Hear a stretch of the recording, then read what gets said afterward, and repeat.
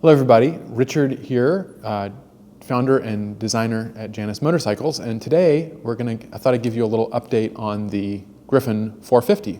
This is actually, I believe, the first time that I've done an update on the Gryffin. Up till now, you've probably heard Charlie, our engineer, talking about the new Gryffin 450, because Charlie has really been spearheading this project. We've been letting him take the lead with the design as well as doing all the updates for you all. However, today I'm especially enthused about the Gryffin. I was able to take it out yesterday on a test ride. As if you've watched the video, you'll know that I had a lot of fun, including coming off the bike once. But we did some water crossings and hit some pretty whooped out trails down south of Goshen, and I just had an absolute blast. One of the reasons we wanted to take it out for a test ride was that we've made a lot of updates really this week. I just want to go over those briefly, talk about my experiences, and just kind of give you a little bit more of an update on where we are with the Gryffin. Prototype number, we're calling this, or I'm calling it, prototype version 1.2. What you've seen up until now has been the first version. So that was really something that Charlie and the fabrication crew whipped up very, very, very quickly for us to be able to try out the proof of concept. Since then, we've updated it based on riding it, and those updates include suspension geometry and really a lot to do with the suspension. So let's start with the wheels first. At the front, same wheel we've been running. We were going to stick with. It's a 1.85 by 21 inch front wheel, so very standard kind of off-road wheel size. 21 inch is a big wheel, helps you kind of get over obstacles. It's a light, it just handles really well off-road. On the back, with the first version, we were running a 17-inch rear wheel, 2.15 by 17. And that is also a wheel size that's fairly common in dual sports or enduro motorcycles. However, it was really small compared to the front wheel.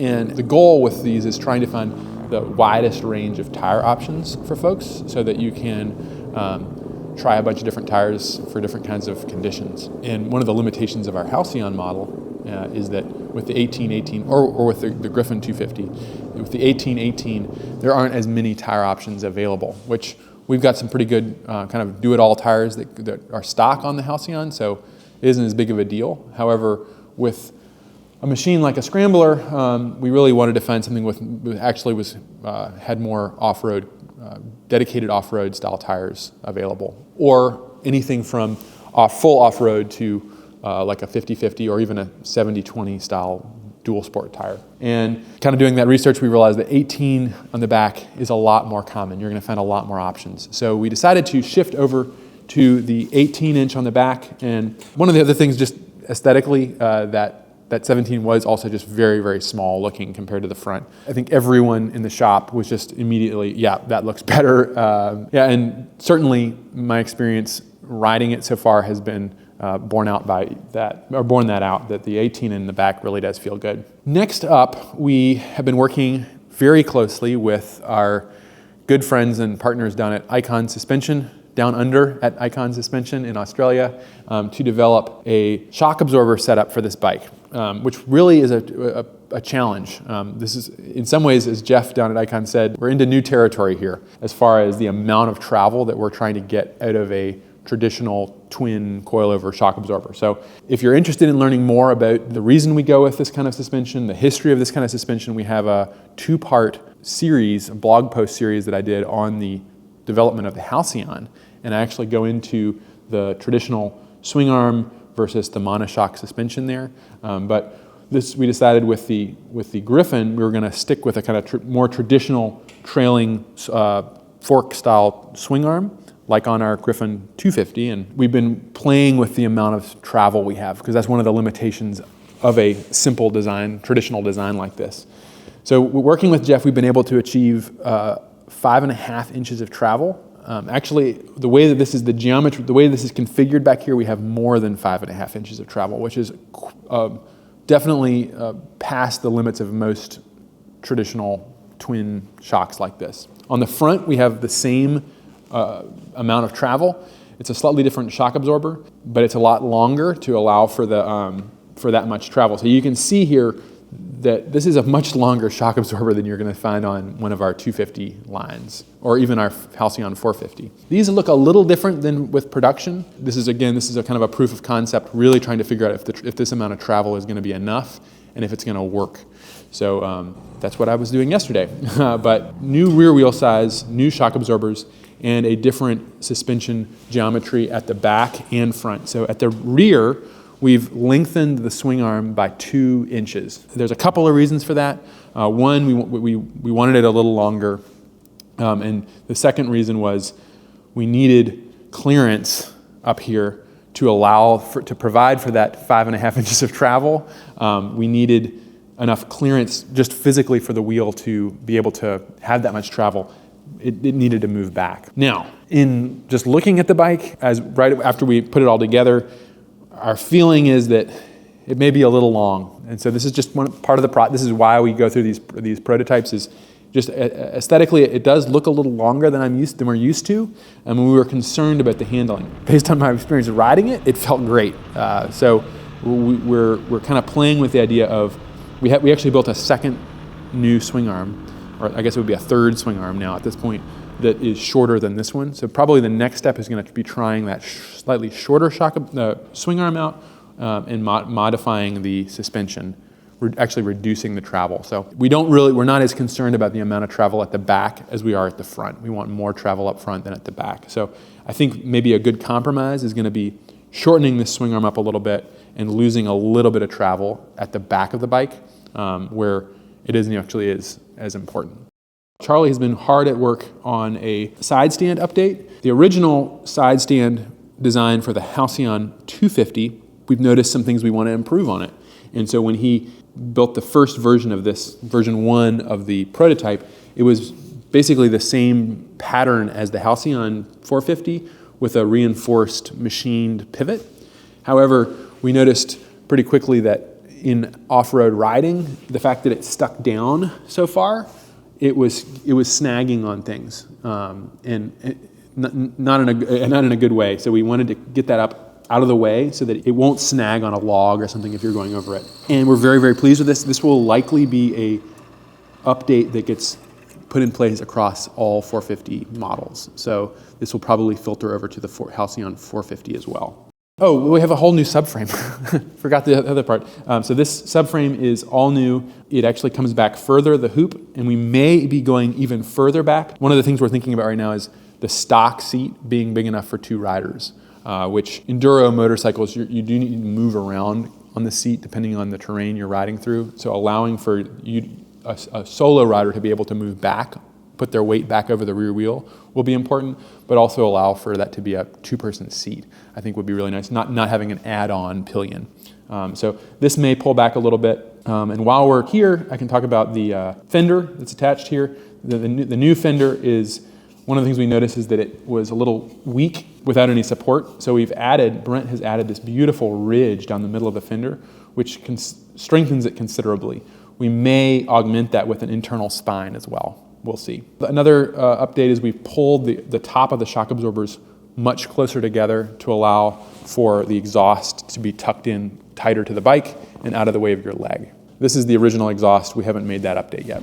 I took it out last night and kind of my experiences with the bike. I was very excited I've obviously been excited about the launch of the Gryffin. In writing the 2-part blog post I did on the history of scramblers and sort of why we're making a scrambler, a 450 scrambler that is, my interest and enthusiasm for the project just redoubled. However, taking the bike out last night, I knew it was going to be fun, but my experience to date has been mostly with larger dual sports, specifically the KLR. I have also ridden some DRs from 650 down to 350. So while I'm not a motocross rider or really that familiar with dirt bikes, it was a pretty amazing surprise to me how much better this thing handles than any of the dual sports I've ever ridden. Just the lightweight and the suspension setup was incredible.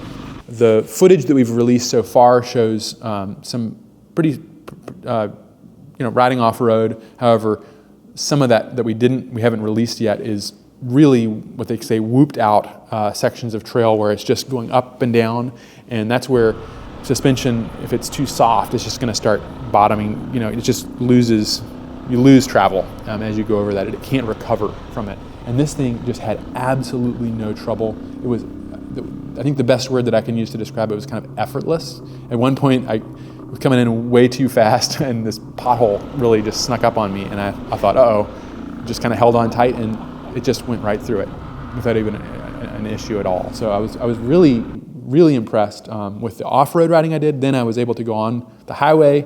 I kind of tried all different kinds of riding, you know, 2-lane roads, state highway, and then some gravel roads, and it's really a wonderful example of this dual sport concept, which is a motorcycle that can kind of do everything. The Halcyon model is certainly kind of one could call it a standard motorcycle in the sense that it kind of does everything. It's not really specialized to one kind of activity or one type of riding, but the Scrambler idea, especially in this 450 package with this really improved suspension, takes that to a completely different level. You can go basically anywhere you want. One portion of the off-road trail I was on was a really deep stream crossing with a very steep bank on the other side. Absolutely no trouble at all. Something that on my larger, 650 would have been a real challenge. Was just absolutely no problem at all. I also dumped the bike going through a stream. There were some big, larger boulders down in there, and the front wheel just caught one, and I went over the handlebars. And I think a great example was just how easy it was to pick up. We're all good. That would not be the case with even a KLR, which isn't as heavy as some of the larger bikes, like a BMW, like a GS, much, much heavier.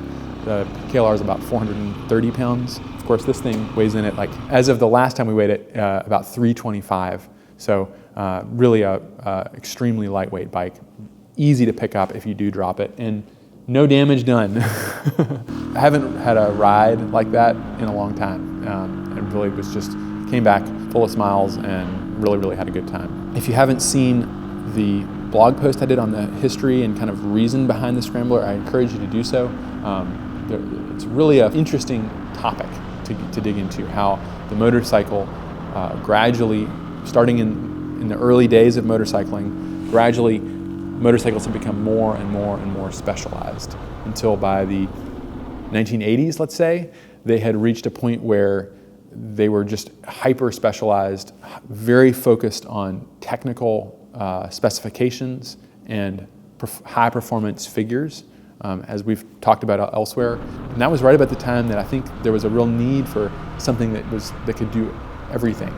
And BMW sort of stumbled into that with their GS line and started they really created a new category of motorcycle, the dual sport Reisenduro, as they call it in German, motorcycle that is able to take you around the world on pavement, sand, gravel, dirt, through water crossings, or it can take you to work in the city. Dual sport motorcycles are extremely popular with urban commuters because it puts you in this really comfortable position where you're able to see well around you. So they really are, it's a new category that kind of gets back to the sort of do-it-all motorcycles, or at least the way that motorcycles were used when they were first invented. So I couldn't be more excited about the concept behind the Gryffin 450 and to see it continue to come together as we hone in on the final production version. So, and one last plug, the first edition Gryffin 450 special ends in 2 days. So on April 1st, that will be closed. That will be the last first editions we make. The first edition will come with a numbered frame, like we did with the Halcyon 450. It has a engraved fuel cap, and obviously it'll be one of the first ones. There's a number of other special options that come along with that. So I encourage you to get in on that in the next 2 days. Give us a call, email, and we'll get you taken care of. Thanks a lot for watching, and we'll catch you with the next update.